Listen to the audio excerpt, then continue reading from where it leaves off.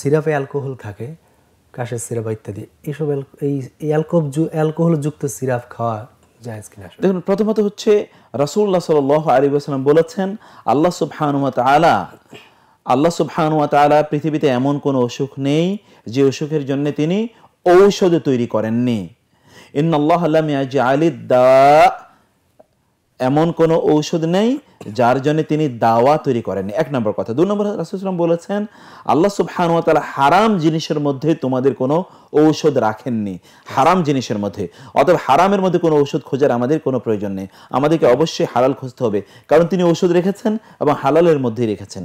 তিন নম্বর যে বিষয়, যদি এমন হয় যে কোনো দিনদার ডাক্তার প্রেসক্রাইব করেছেন যে এই রোগের এটাই ওষুধ, এর বাইরে আর অ্যাভেলেবল কোনো ঔষধ নাই, সেখানে ফামানিত্তরা, কোরআনের নির্দেশ, ফামানিত্তরা গায়রা বাগিন ওয়ালা আদিন ফালা ইসমা আলাইহি, কোন একজন ব্যক্তি যদি বাধ্য হয়, তিনি আল্লাহর সীমার লঙ্ঘন করো তার উদ্দেশ্য নয়, অথবা আল্লাহর বিরুদ্ধে বিদ্রোহ করো, আল্লাহর আইনের বিরুদ্ধে বিদ্রোহ করো তার উদ্দেশ্য নয়, ফালা ইসমা আলাইহি, তাহলে সে তার জীবনকে ধারণ করার জন্য, জীবনকে রক্ষা করার জন্য যদি ওইখান থেকে যতটুকু তার প্রয়োজন ততটুকুই তিনি গ্রহণ করেন, ফালা ইসমা আলাইহি, তাহলে তার কোনো অপরাধ হবে না।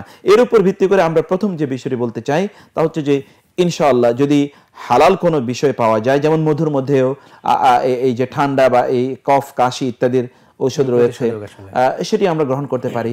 হালাল এরকম অনেক এলিমেন্ট আছে, সেগুলো অথবা হালাল কোম্পানি যেগুলো আছে তাদের কাছ থেকে আমরা গ্রহণ করি। আর যদি সেগুলো যদি একান্তই না পাওয়া যায়, অথবা ডক্টর, কোনো একজন দিনদার ডক্টর যদি আমাদেরকে প্রেসক্রাইব করেন, তাহলে সেটা গ্রহণ করা যাবে, তবে সেটাকে ঔষধ হিসেবে অন্য কোনো অবস্থায় না।